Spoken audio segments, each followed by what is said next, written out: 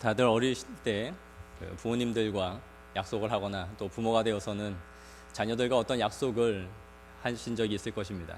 가령 내가 이렇게 하면 뭘 해줄게, 이런 약속들이죠.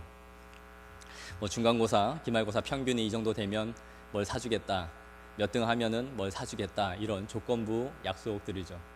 이런 걸 통해 자녀들은 동기부여를 얻게 되고 그것을 성취함으로 본인과 약속한 것을 얻으려고 노력을 하게 됩니다. 저도 어릴 때 이런 약속을 한 기억이 있습니다. 무엇을 조건으로 무엇을 받으려고 했는지는 지금은 기억이 나지 않지만 이런 것들을 몇 번 한 적이 있습니다. 그런데 저는 약속을 하면 그 약속 날짜가 오기 며칠 전부터 엄마에게 이거를 확인하기 시작합니다. 엄마 이거 해줄 거지? 전에 그걸 한다고 했는데 해줄 거지? 며칠 전부터 이것을 계속 확인을 하기 시작하니까 엄마가 이제 짜증이 나서 소리를 버럭 지르는 것이죠. 해준다고 했지? 내지는 너 그래서 안 해줘.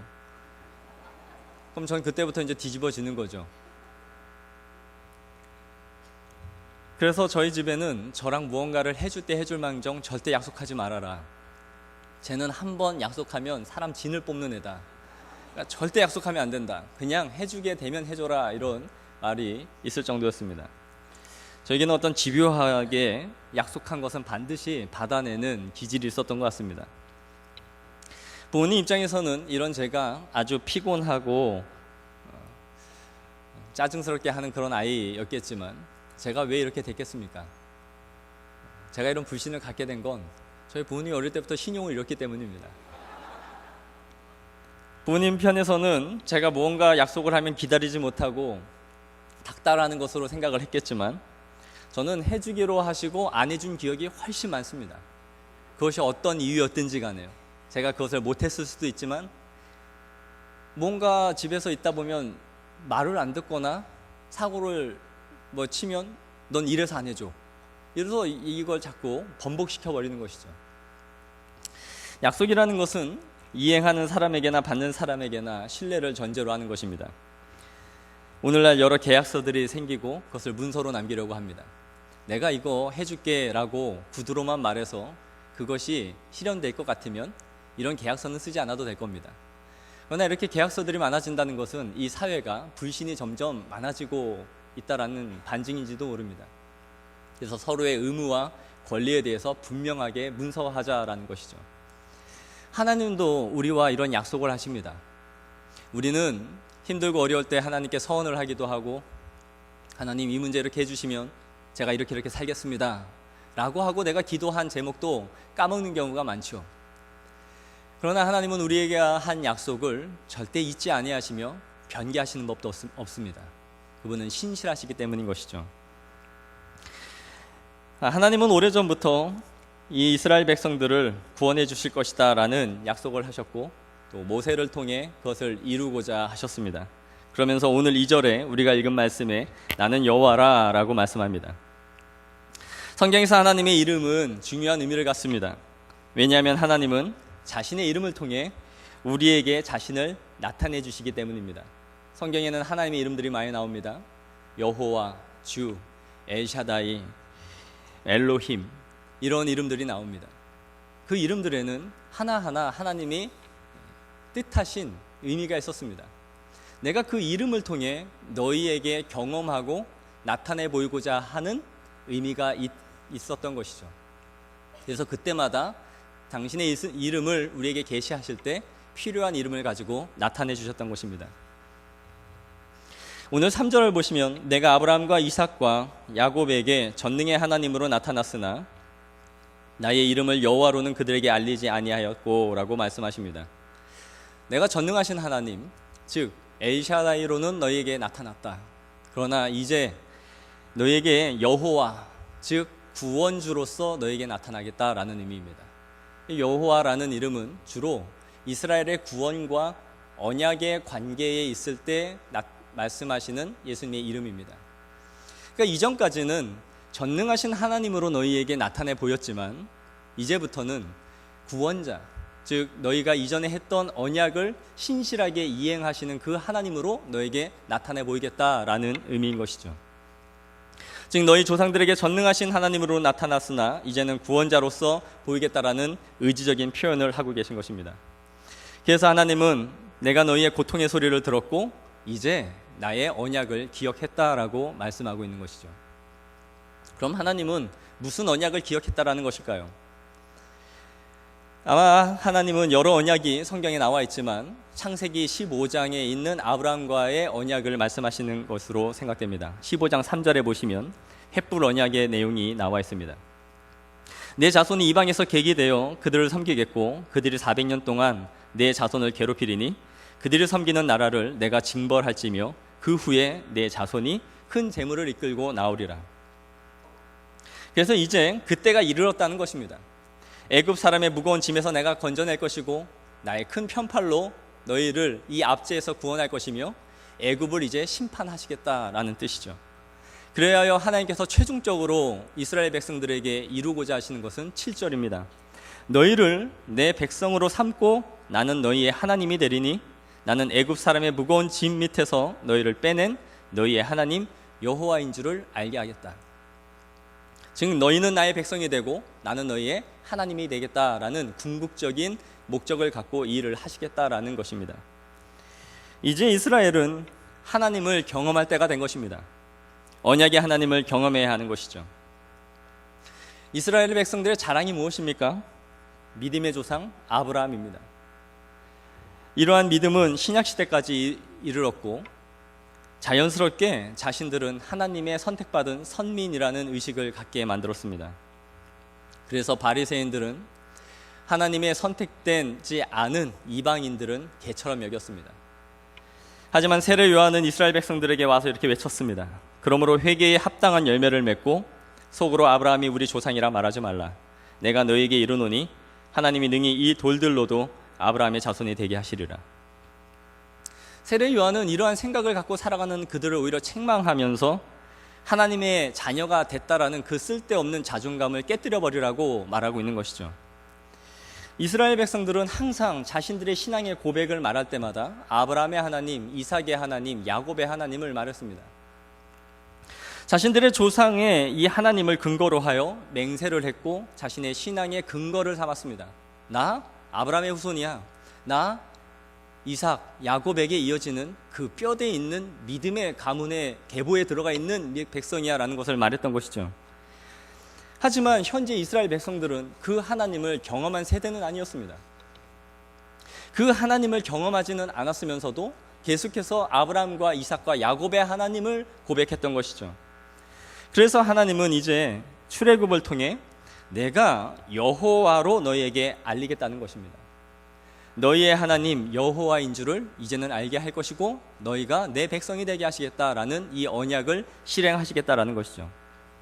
그러니까 더 이상 나는 너희 조상들의 하나님이라고 나에게 말하지 마라. 누구누구의 하나님이라고 말하지 마라. 너희 조상들의 구전으로부터 흘러내려오는 그 하나님이 이제는 아니다라는 것입니다. 너희가 이제는 직접 경험을 하고 직접 나를 알라. 어떻게 너희를 큰 편팔로 인도해서 너희의 하나님이 되시는지, 너희의 아버지가 되시는지를 이제 직접 알 때가 되었다라는 것이죠. 이제 내가 너희의 하나님임을 너희가 직접 알고 경험해야 한다라는 것을 말씀하신 것입니다. 저는 저와 또 여러분에게 묻고 싶습니다. 우리가 믿고 있는 하나님은 누구의 하나님입니까? 우리의 부모의 하나님입니까? 아니면 어떤 신실한 그리스도인이 믿고 있는 그 하나님입니까? 내가 아는 그리스도인 중에 누가 있는데 그 권사님 기도를 많이 해서 이러이러한 하나님을 경험했다더라. 좋은 책을 많이 보고 그 책에서 경험한 그 하나님입니까? 아니면 성경에 있는 인물들을 내 것으로 삼은 그런 하나님입니까? 그런 하나님은 항상 화석화되어져 있고 누구누구의 하나님일 뿐입니다. 이스라엘 백성들이 늘 말하듯이 아브라함의 하나님, 이삭의 하나님, 야곱의 하나님은 될 수 있을지 모르지만 나의 하나님은 될 수 없는 것이죠. 그 하나님이 지금도 내 안에서 역사하시고 때로는 죄 가운데 있으면 내 마음에 불방망이질을 하시고 때론 좌우에 날선 검과 같이 내 마음을 찢고 들어와서 나를 회개케 하시고 때로는 말씀을 보면서 그것을 눈물을 흘리게 하시고 때론 나를 좌절하고 낭망하게도 하시는 그 말씀 앞에 있는 하나님입니까? 아니면 계속해서 누가 경험한 그 하나님을 그냥 듣고 살아가고 있습니까? 이것이 우리가 모두 물어봐야 하는 질문인 것이죠.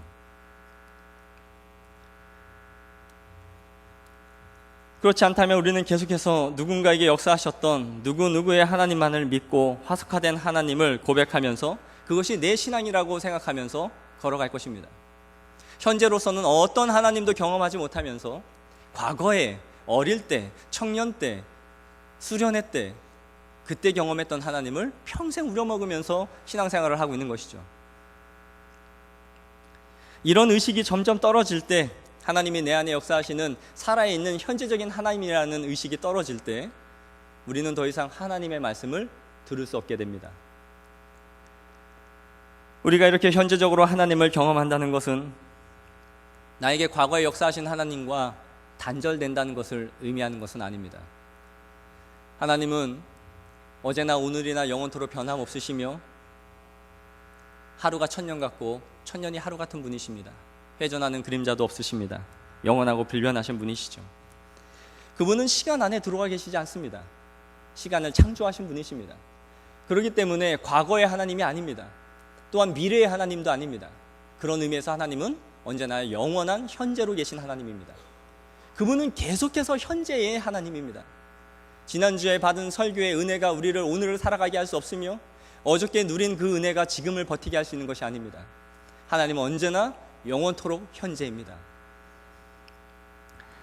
그 하나님은 아브라함과 이삭과 야곱에게 역사하신 그 하나님의 언약의 하나님의 연장선 속에서 오늘 이스라엘을 부르시는 것이죠. 그리고 동일하게 우리를 부르십니다. 8절에 말씀하는 것처럼 내가 아브라함과 이삭과 야곱에게 주기로 맹세한 땅으로 너희를 인도하고 그 땅을 너희에게 주어 기업을 삼게 하리라. 나는 여호와라.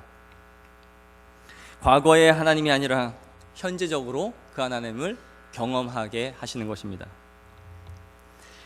이렇게 하나님께서 자신들의 조상과 맺은 언약을 상기시키면서 나타나신 이 신실하신 하나님을 모세가 들었을 때 모세는 매우 기뻤을 것입니다. 아하, 맞아. 과거에 계신 하나님이 아니라 그 하나님이 현재 오늘 우리에게 그것을 성취하시는구나. 그리고 하나님은 모세에게 이제는 이스라엘 백성들에게 가서 전하라는 것입니다. 그 언약을 이루겠다. 아브라함에게 창세기 15장 3절에 했던 언약을 이제 400여 년이 지난 지금 이루겠다라는 것이죠. 얼마나 흥분됐겠습니까? 그러나 반전은 9절에 있습니다. 우리 다 같이 9절을 한번 읽도록 하겠습니다. 시작. 모세가 이와 같이 이스라엘 자손에게 전하나 그들의 마음의 상함과 가혹한 노역으로 말미암아 모세의 말을 듣지 아니하였더라. 아멘. 왜 이스라엘이 모세의 말을 듣지 않았습니까? 분명히 그들의 조상과 언약하신 하나님이 이제 그 일을 그들 가운데 이루겠다라고 말씀하신다고 전해주었는데 왜 그들은 듣지 않았습니까? 모세가 거짓말을 하고 있기 때문입니까?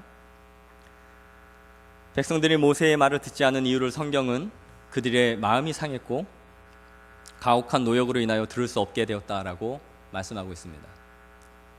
모세는 출애굽기 5장에 바로에게 이미 가서 우리가 출애굽을 하는 것이 하나님의 뜻이라는 것을 전했습니다. 하지만 바로 왕은 더욱더 화가 났고 독이 올랐습니다.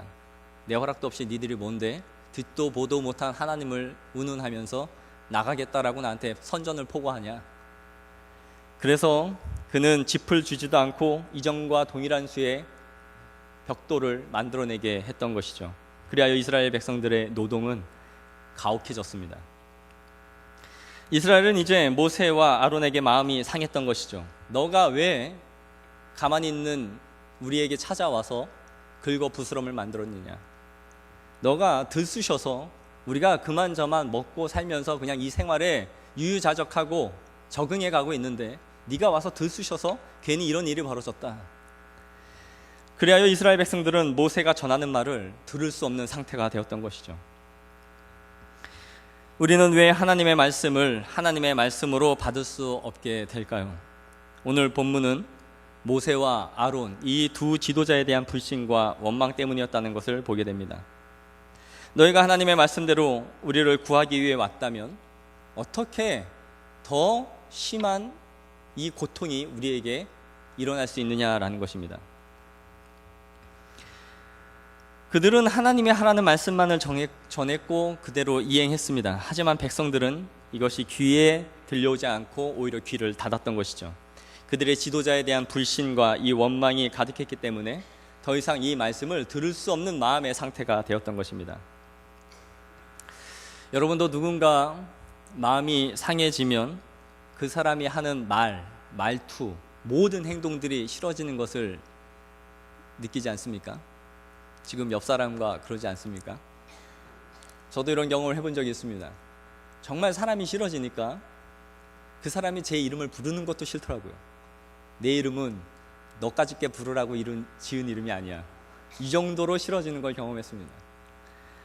사람은 논리적인 것 같지만 다분히 감정적입니다. 논리는 자신의 상한 감정을 그럴듯하게 말하기 위한 수단에 지나지 않습니다. 이성적으로 생각하고 상황을 객관화시켜서 감정을 컨트롤하는 사람들은 사실 많지 않습니다. 대부분의 사람들은 감정이 상했기 때문에 그 감정을 논리적으로 표현하는 것입니다. 이 어른들이 하는 것이죠. 아이들은 감정을 감정대로 말합니다. 그러나 어른은 그렇게 하면 유치하고 치졸해 보이기 때문에 가장 그럴듯한 논리로 좋은 말, 이성적인 말을 써서 그 감정을 논리화시키는 것이죠. 이미 이스라엘 백성들은 모세와 아론을 향한 불신이 커졌기 때문에 아무리 하나님의 계시의 말씀을 전해도 하나님의 말씀으로 들을 수 없는 상태가 되어버린 것입니다. 우리는 여기서 하나님의 말씀을 듣지 못하는 이 세 가지 경우를 살펴보고자 합니다. 첫째는 성도 개인의 영적인 문제입니다. 그들 마음 자체가 하나님의 말씀 앞에 서지 않으려 하기 때문입니다. 정직하게 그 말씀을 대면하려 하지 않는 것이죠. 이런 사람은 어떤 말씀도 들을 수 없습니다. 어떤 말씀을 전해도 완고하며 패역합니다. 이미 심령이 메말라 있는 상태이기 때문에 그 가란 심령에 땅이 다 갈라진 땅에 이슬비 좀 내린다고 그 땅이 물을 머금을 수 없는 것이죠. 예수님은 마태복음 11장 17절에 이런 심령에 대해서 말합니다. 이르되 우리가 너희를 향하여 피를 불어도 너희가 춤추지 않고 우리가 슬피 울어도 너희가 가슴을 치지 아니하였도다 함과 같도다. 예수님의 어떤 말도 들을 수 없는 그들의 강팍한 상태를 책망하고 계신 것이죠. 이런 경우 우리는 한번 자신을 돌아볼 필요가 있습니다. 나만 은혜를 못 받는 것인가? 아니면 전부 못 받고 있는 것인가? 객관적으로 한번 스스로에게 물어야 합니다. 다른 사람들은 다 은혜를 받고 있는데 본인만 이 은혜의 물줄기에서 소외되고 있는 것인가? 그렇다면 내 영혼에 문제가 있구나. 하지만 회중 전체가 은혜를 받고 있지 못하다면 그 외부적인 요인들을 생각해 봐야 하겠죠. 그래서 말씀 앞에 서지 못하는 이 두 번째 경우가 나옵니다. 두 번째 경우는 성도 간의 혹은 목회자와 또는 교회 외부 환경적인 요인들에 의해서 생길 수 있습니다. 특별히 오늘 본문에서 보여주는 경우는 말씀드린 것처럼 이스라엘 백성과 지도자인 모세와 아론에 대한 신뢰가 무너져서 생긴 문제입니다. 이들은 모세가 말해준 대로 그들의 출애굽이 빠르게 성취되지 않자 마음이 틀어졌던 것이죠. 그리고 더 이상 모세의 지도력을 인정할 수 없게 되었던 것입니다. 이 앞서 드린 첫 번째 경우는 어떤 말씀도 들을 수 없는 상태라면 이 두 번째의 경우는 좀 다릅니다.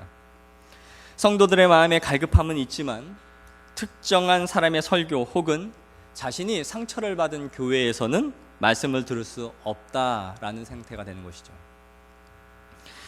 앞의 경우는 모든 말씀에 대해서는 다 반항을 합니다. 다 듣지 않습니다. 앉으면 자고 딴 생각을 하고 마음이 이미 강팍하게 되어 있지만, 두 번째 경우는 갈급함은 있지만 자신의 속한 교회 혹은 누군가의 설교를 듣지 못하는 것입니다. 그래서 이 영적인 갈급함과 곤비함으로 인해 은혜에 대한 심한 갈증을 느끼게 되는 것이죠. 그리하여 이런 경우 성도들은 영적인 외도를 시도하게 됩니다. 이것이 심해지면 교회를 옮기는 방법을 선택하겠지만, 교회를 옮길 수 없는 상황이라면 다른 교회에서 하는 집회나 방송 설교나 특정한 설교자를 통해 은혜를 누리려고 시도를 하게 되는 것입니다. 소위 은혜를 받기 위한 앵벌이 신앙생활이 시작되는 것이죠. 이런 경우는 특정한 사람 혹은 특정한 교회, 이 문제만 해결이 된다면 은혜를 다시 받을 수 있는 상태가 됩니다. 즉 자신의 갈급한 이 마음을 해결하기 위해 다른 데서 계속 시도를 하게 되고, 그것이 잘못 빠져나가는 결과 이단으로 들어가는 것입니다. 그래서 교회 안에 떠돌이 생활을 하는 신앙생활을 하는 분들은 신앙 자체를 포기하는 것과 교회를 다니지 않는 문제는 다를 수 있는 것입니다. 신앙은 있지만 교회는 정착하지 않는 것이죠. 예수님은 믿지만 한 교회의 몸을 담지는 않고 겉도는 신앙생활을 하게 되는 것입니다. 그래서 교회에서 설교자를 포함하여 회중 앞에 서는 무언가를 하는 누군가는 누군가의 감정이 상하지 않도록 매우 주의해야 합니다. 이로 인해 누군가가 은혜로부터 멀어질 수 있습니다. 제가 전도사 사역을 할 때 찬양팀 아이들을 교육하면서 늘 주의를 시켰던 것이 있는데, 제발 아이들과 다투거나 싸우지 말라는 것입니다. 너희가 실컷 싸워놓고 예배전에 서서 찬양한답시고 찬양을 시작하면 그 꼴 보기 싫어서 교회를 안 나온다. 너희들이 박수를 유도하고 찬양을 해도 사람들은 너희의 섬김을 판단하게 될 것이고, 네가 그 꼬라지로 하면서 뭘 찬양한다고 라고 우리를 판단하기 시작하는 것이죠. 실제로 이런 일이 전도사 사역을 할 때 있었습니다.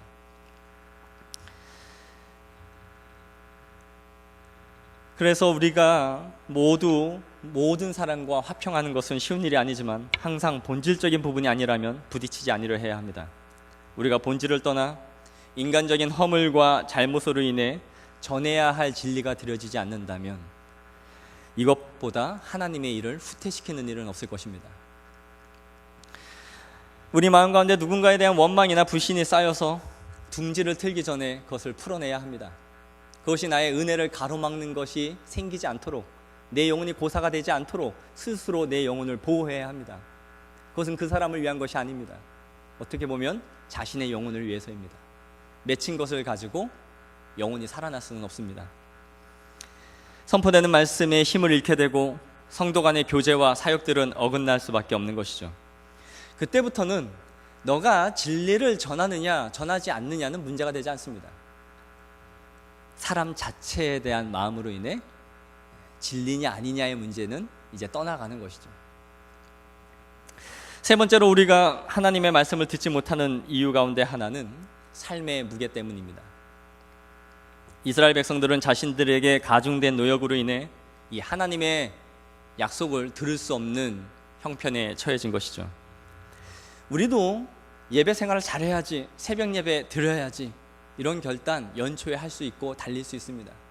그런데 살다 보면 삶의 무게가 나를 짓누르기 시작하고 이것저것 일이 벌어지기 시작하면 그렇게 신앙생활을 못하는 것이 또 인간의 연약한 마음인 것이죠. 저도 군대를 제대하고 학교 급식소에서 알바를 할 때가 있었습니다. 아침 7시까지 가서 고등학교에서 했는데 그 당시에 야간 자율학습까지 다 마치면 8시쯤이나 맞춰서 집에 오게 됩니다. 그럼 하루에 12시간, 13시간의 일을 하게 되는 것이죠. 씻고 밥을 먹고 성경을 보겠다라고 펴고 5장은 읽어야지 하고 읽기 시작하면 한 장도 채 못 읽어서 꾸벅꾸벅 졸기 시작하는 것이죠. 그리고 같은 구절만 계속 반복하여 10번 이상을 반복하다가 머리를 쳐박고 잠이 들게 되는 것입니다. 즉 내가 하나님의 말씀을 하루라도 읽겠다라는 나의 의지가 내 육체를 이겨내지 못하고 있는 것을 보게 되는 것입니다. 현대인은 매우 바쁘고 정말 말씀을 읽으라고 하는 것이 미안할 정도로 힘든 삶을 살아가고 있는 것이 사실입니다. 그리고 그들은 언제나 내 삶이 빡빡하고 힘들다라고 말을 합니다. 오늘날처럼 실업이 점점 늘어가는 이 시대에서는 오히려 바쁜 게 복이라고 말할 정도입니다. 요즘 너무 바쁩니다. 그럼 좋은 거죠. 일이 있다는 거니까요. 교회에 나오지 못하는 분들과 통화를 하거나 하면 자신이 왜 교회를 못 나오는지를 말씀합니다. 양육을 받으라고 전화를 하게 되면, 말을 하고 권면을 하면 내가 왜 양육을 받을 수 없는지에 대해서 구구절절하게 설명을 해주기 시작하시죠. 그것을 듣고 있노라면 그들의 상황이 10분 이해가 가고, 교회를 왜 안 나오느냐고, 또 양육을 왜 안 받느냐고 말하는 것이 미안할 정도가 됩니다. 하지만 그때 저는 정신을 바짝 차립니다.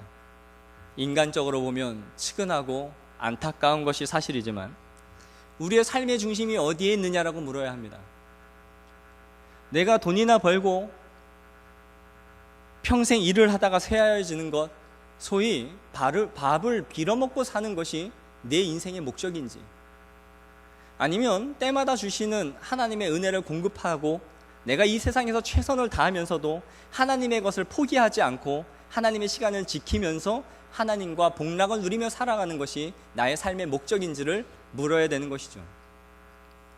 우리 가운데 호락호락 시간적 여유가 많아서 이 자리에 나와 있는 분은 없습니다. 그렇지 않으면 우리는 모두 자신의 현실의 무게에 눌려 하나님의 말씀을 들을 수 없게 되는 것이죠. 그리고 자신의 신앙을 정당화하기 시작합니다. 목회자의 설교는 허공을 때리는 설교처럼 들리는 것이죠. 교회는 먹고 사는 문제가 다 해결된 사람들이 오는 곳이지, 나같이 하루를 바쁘게 빌어먹고 사는 사람들은 교회에서 와서 찬양이나 부르고 예배를 드리는 것은 사치다. 저런 거는 속 편한 사람들이 와서 예배 활동을 하는 기호행위다라고 생각하는 것입니다. 예수님은 네 가지 밭의 비유에 대해 말씀하시면서 가시떨기에 떨어진 씨를 말씀하십니다. 가시떨기에 뿌렸다는 것은 말씀을 들으나 세상의 염려와 재리의 유혹에 말씀이 막혀 결실치 못하는 자라고 말씀하는 것이죠. 우리의 말씀을 막는 주된 적이 무엇입니까? 세상의 염려와 재리의 유혹입니다. 더 잘 먹고 더 즐기고 세상 사람들이 하는 대로 나도 누리고 싶어하는 그 욕구를 버리지 못하는 것이죠. 이것이 오늘날에는 웰빙이라는 이름으로 잘 포장되어져서 웰빙, 웰다이, 잘 먹고 잘 죽는 것, 그 삶을 우리에게 계속 요구하는 것입니다. 우리도 그 사이에 계속 이러한 삶을 추구해 나가는 것이죠. 이것이 우리를 신앙인으로 살아가지 못하게 하는 주적입니다. 사랑하는 성도 여러분, 우리가 은혜를 받지 못하는 이유가 무엇입니까? 하나님의 약속된 말씀을 온전하게 신뢰하지 못한 이유가 무엇입니까? 나의 개인적인 영혼의 문제입니까? 아니면 외부적인 요인입니까? 아니면 교회의 외부적이고 환경적인 탓입니까? 아니면 삶의 무게가 나를 눌러서 하나님 앞에 나아가지 못하게 하는 것입니까? 우리는 모두 이 자리에 나와 있지만 모두 동일한 상태로 이 말씀을 듣고 있는 것은 아닙니다. 누군가는 하나님에 대한 원망이 있을 수 있고, 누군가는 교회에 대한 불평이 있을 수 있으며, 누군가는 삶의 무게로 인해 하나님의 말씀이 너무 이상적이고 너무 고매하여 따라갈 수 없다, 저런 말씀은 라고 치부하고 있을 수 있습니다. 또 이미 오래전부터 예배는 드리고 있지만 하나님을 대면하는 법을 잃어버린 사람들도 있을 수 있습니다. 또 어떤 분은 신앙생활을 한 지 얼마 되지 않아서 무엇이 영적으로 갈급한 것인지에 대한 것조차 이해를 못하는 사람도 있을 수 있습니다. 우리는 어떤 상태로 하나님의 말씀을 받고 있습니까? 하지만 오늘 본문이 우리에게 말씀하는 것은 이제 하나님의 말씀을 듣고 경험할 때가 되었다라는 것입니다. 영적인 어둠 속에서 그 터널을 지나 은혜를 받을 때가 되었다라는 것입니다. 우리 본문 6절, 7절을 한번 다 같이 읽겠습니다. 시작. 나는 여호와라, 내가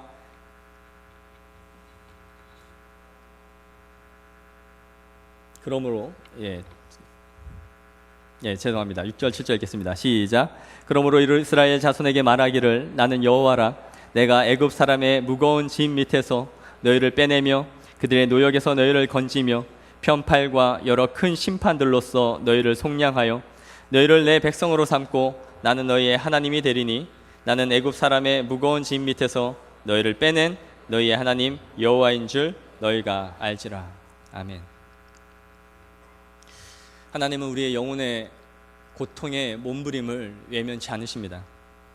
우리가 어떤 상황으로 인해 우리의 영혼이 메말랐을지라도, 우리가 다시 하나님의 은혜를 구하며 나아간다면 하나님은 큰 편파를 벌리셔서 우리를 다시 안으시고 은혜의 물줄기를 흘려보내 주실 것입니다. 우리 하나님은 예수 그리스도를 통해 세우신 언약을 기억하시는 신실하신 하나님이시며 우리의 아버지이십니다. 물론 이스라엘 백성들이 가나안 땅에 들어가는 것은 100% 보장된 하나님의 약속이지만 이 약속은 400년의 노예 생활이 전제된 약속입니다. 그들에겐 애환도 있고 눈물도 있고 한숨도 있고 광야 생활도 있습니다. 현재 하나님의 말씀이 들리지 않는 영혼의 터널을 지나고 있습니까? 우리의 은혜를 막고 하나님의 말씀을 들리지 않게 하는 요소가 있다면 그 문제를 가지고 하나님 앞에 나아가시기를 원합니다. 그리고 그 문제가 내 영혼을 덮쳐서 더 이상 하나님과 단절된 마음의 상태로 고사되지 않도록 하나님께 은혜를 구하기를 원합니다. 우리의 은혜의 물줄기가 내 몸을 다 잠그고 목욕을 시켜줄 만큼 흘러내리지는 않는다 할지라도 여름 가뭄에 내 목을 축일 만큼의 은혜는 반드시 주실 것입니다. 그래야 우리의 영혼을 소생시키시고 우리를 쉴만한 물가로 인도하실 것입니다.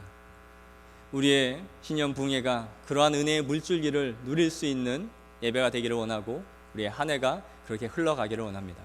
기도하겠습니다.